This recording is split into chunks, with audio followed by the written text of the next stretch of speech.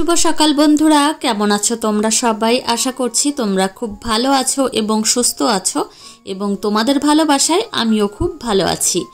S ফ্যামিলিতে তোমাদের সকলকে ওয়েলকাম এবং অনেক অনেক ভালোবাসা জানাই।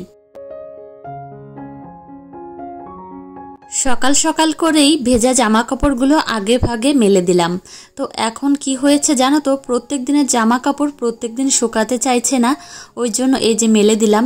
এখন অবশ্য রোদ ওঠেনি, হাওয়া বাতাসে অনেকটা শুকিয়ে যাবে, সেই হিসাবেই কিন্তু মেলে দিয়েছি।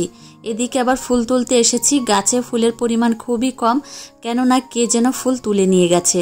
তো এইভাবে যদি একটু দেরি করে ঘুম থেকে উঠি তাহলে কিন্তু ফুল কে এসে নিয়ে যায়।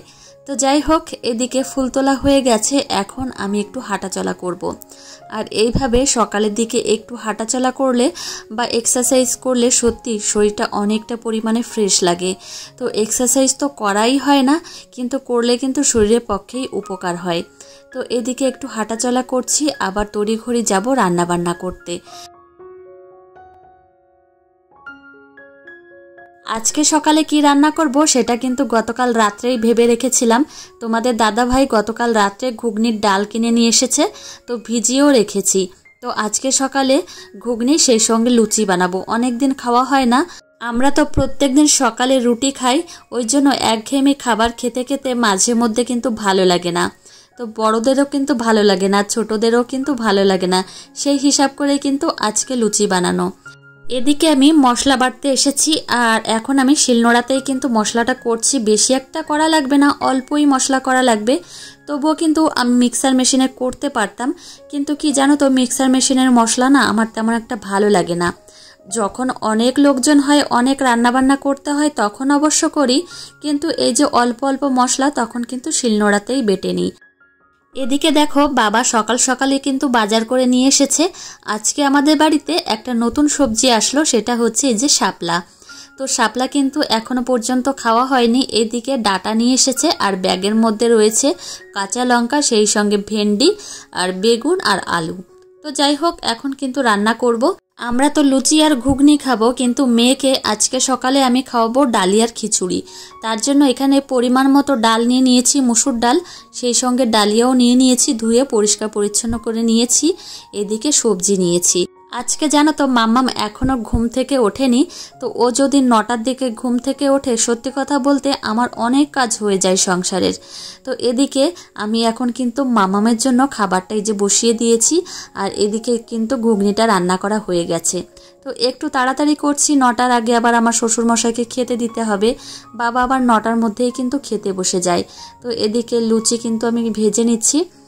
আর একটা বিষয় কি জানো তো, আমাদের সংসার জীবনের সব থেকে বড় একটা কাজ হলো আমাদের এই রান্নাবান্না করা। তো রান্নার পেছনে যে কত খাটাখাটনি করতে হয়, খেতে কিন্তু খুব বেশি জোর হলে 20 মিনিট লাগে কি 15 মিনিট লাগে, কিন্তু এই যে দেখো, রান্না করতে 3 ঘন্টা, 3.5 ঘন্টা বা 2.5 ঘন্টা কিন্তু লেগে যায়। তো এদিকে দেখো, মামামের জন্য খিচুড়িটা রান্না করা হয়ে গেছে। একটু পাতলা পাতলা ধরনের নামিয়েছি, ঠান্ডা হয়ে গেলে কিন্তু একটু গাঢ় হয়ে যাবে। আর আমার মেয়ে কিন্তু খিচুড়ি খেতে খুবই পছন্দ করে, সে যে ধরনের খিচুড়ি হোক না কেন। তো এখন এই যে দেখো, সকালে রান্নাবান্না করে আমি একবারে স্নান করে এই যে পুজোটা করে নিলাম। মাথায় একটু চিন্তাও রয়েছে, শাশুড়ি মা যেহেতু বাড়িতে নেই, ওই জন্য কাজগুলো একটু গুছিয়ে আমাকে করতে হবে, ওই জন্য ঝটপট করে কাজগুলো করার চেষ্টা করছি।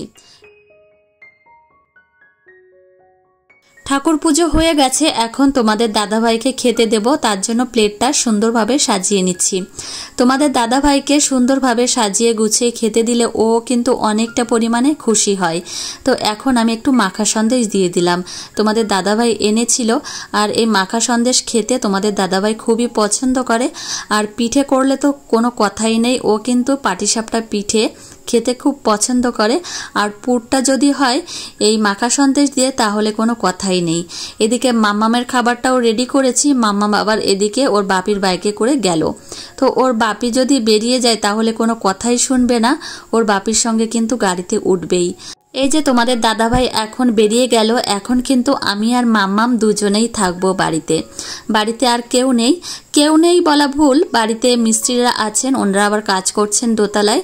তো একটু কাজের চাপ আছেই আর কি, মেয়েকে সামলানো। আর শাশুড়ি মা বা শ্বশুরমশাই বাড়িতে থাকলে মেয়েকে একটু দেখাশোনা করে, ওই জন্য কিন্তু আমি নিশ্চিন্ত মনে কাজগুলো করতে পারি। আজকে অনেক দিন পরে মেয়েকে আমি ডালিয়ার খিচুড়ি করে খাওয়াচ্ছি। বিশেষ করে কি জানো তো, সকালের দিকে মামামকে কোনোদিন ওটসের পায়েস, সেই সঙ্গে চিড়ার পায়েস, এমনকি চিড়া কলা দিয়ে দুধ দিয়ে খাওয়াই, আবার সেরেলাক খাওয়াই। এইভাবেই কিন্তু খাবারগুলো ঘুরিয়ে ফিরিয়ে খাওয়ার জন্য এই খাবারটা ঘুরে ফিরে আসতে অনেকটা সময় লাগে। এই যে দেখো মামামকে সকালের খাবারটা খাওয়ানো হয়ে গেল। একটা বিষয় কি জানো তো, আমার মেয়ে যখন খেতে বসে, সেটা সকালেও হতে পারে বা দুপুরেও হতে পারে বা রাতেও হতে পারে, ওকে তখন আমি শেখাই কোনটা মাথা, কোনটা হাত, কোনটা পা। ও অবশ্য এগুলো জানে কোনটা কি, তবুও এগুলো কিন্তু আমি শেখাই ওকে, ছড়া শোনাই, আর ছড়াগুলো শুনিয়ে শুনিয়ে কিন্তু খাওয়াই। তো এটা একটা অভ্যাস হয়ে গেছে আর কি। তো এদিকে মামামকে খাওয়ানো হয়ে গেছে, আর এখন আমি খেতে বসেছি। এখন অনেকটা দেরি হয়ে গেছে অবশ্য, তো এখন যে একটু চুপচাপ করে খাবো সেটার আর উপায় নেই। এই যে দেখো আমার কাছে এসে মামাম কান্না করছে, তো ওকে এখন কোলে নিতে হবে। মাম্মামকে সকালের খাবারটা খাওয়ানো হয়ে গেছে, এখন আমি খেতে বসেছি। তো লুচিগুলো একদমই নেতিয়ে পড়েছে, তো একদমই ঠান্ডা হয়ে গেছে। তো সকালে কাজকর্ম করতে করতে অনেকটাই দেরি হয়ে গেছে। এদিকে বাসন কোসনগুলো আমি ধুয়ে পরিষ্কার পরিচ্ছন্ন করে এখানে সাজিয়ে রেখেছি।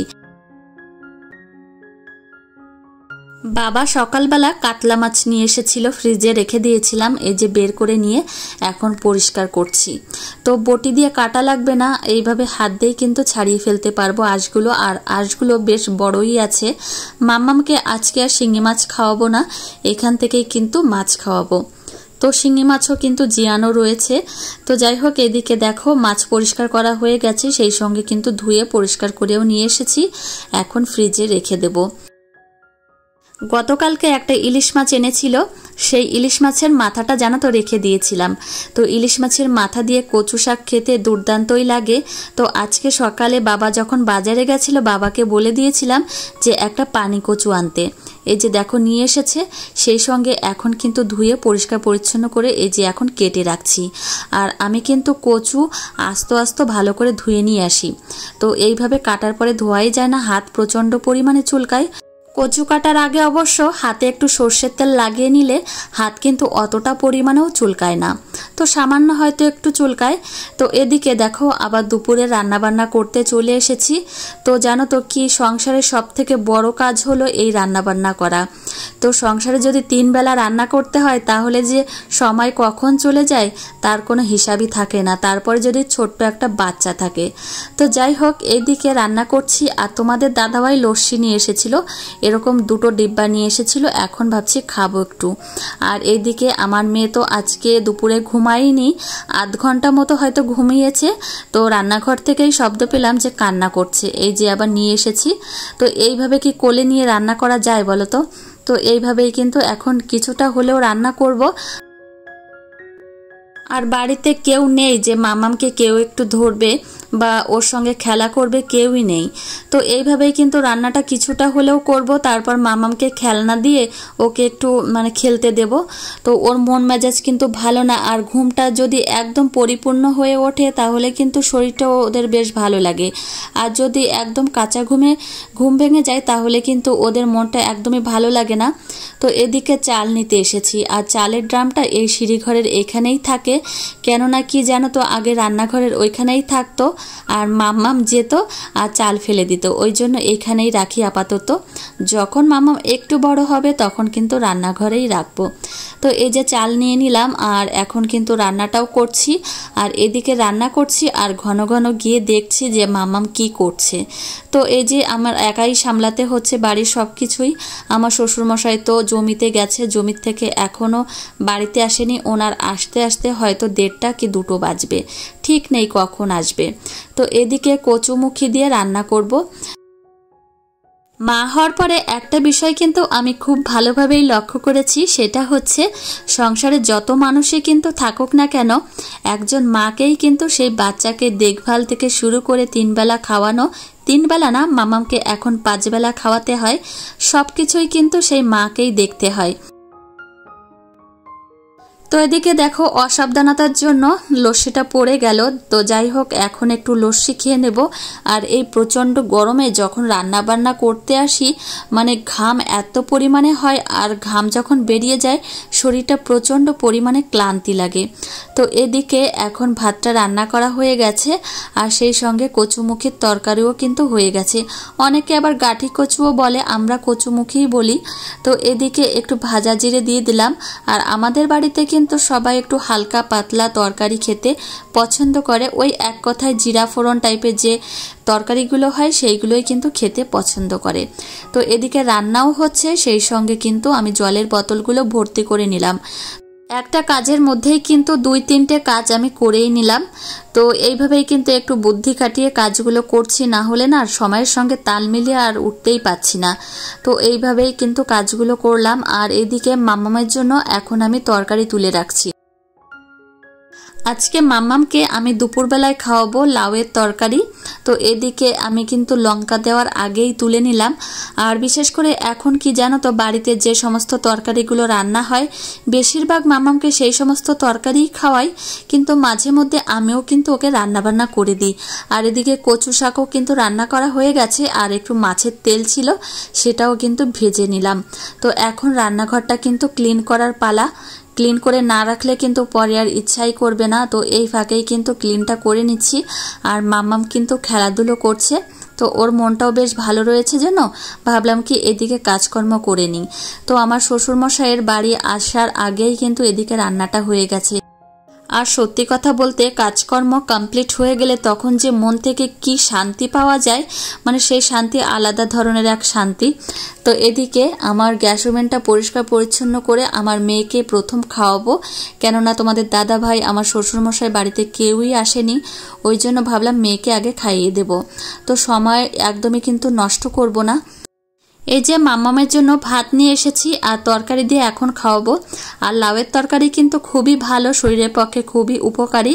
লাউ খেলে কিন্তু পেটটাও অনেকটা পরিমাণে ঠান্ডা থাকে। আর গরমের সময় বাচ্চাদের কিন্তু লাউ, সেই সঙ্গে ঝিঙে, এই টাইপের সবজিগুলো খাওয়ানো ভালো। আর মাছের স্কিনটা আমি বরাবরই ফেলে দিই, কেননা আমার ভালো লাগে না খাওয়াতে, আর বাচ্চাদের না দেওয়াই উচিত। তো এখন এই যে ভাতটা ভালো করে হাত দিয়ে চটকে মেখে নেব, তারপর কিন্তু মাম্মামকে খাওয়াবো। মাম্মাম জানো তো আমার পায়ের কাছেই দাঁড়িয়ে রয়েছে, কান্না করছে যে আমার কোলে উঠবে। তো এখন মেয়েকে খাওয়ালেই কিন্তু আমি অনেকটা পরিমাণে শান্তি পাবো। তো এই যে আমার মেয়েকে খাওয়াতে নিয়ে চলে এসেছি, দেখো কান্না করছে, ও খাবে না, মাঝে মধ্যে আবার বায়না করে যে খাবো না। তো তোমাদের দাদাভাইও কিন্তু বাড়িতে চলে এসেছে, এদিকে মাম্মামকে খাইয়ে তারপর তোমাদের দাদাভাইকে খেতে দেব। আমাদের বাড়িতে আবার একটা বাজে সিস্টেম, সবাই কিন্তু একবারে খেতেই চায় না, এক একজন করে খায়, ওই জন্যই কিন্তু সময়টা বেশি লাগে। তো চলো আমার প্রিয় বন্ধুরা, আজকের ব্লগটি এখানেই শেষ করছি। তোমাদের কেমন লেগেছে অবশ্যই জানিও, ভালো লাগলে একটা লাইক করো, কমেন্ট করো। আর তোমাদের সঙ্গে দেখা হবে কিন্তু পরের ব্লগে। ততক্ষণে তোমরা সুস্থ থেকো, টাটা।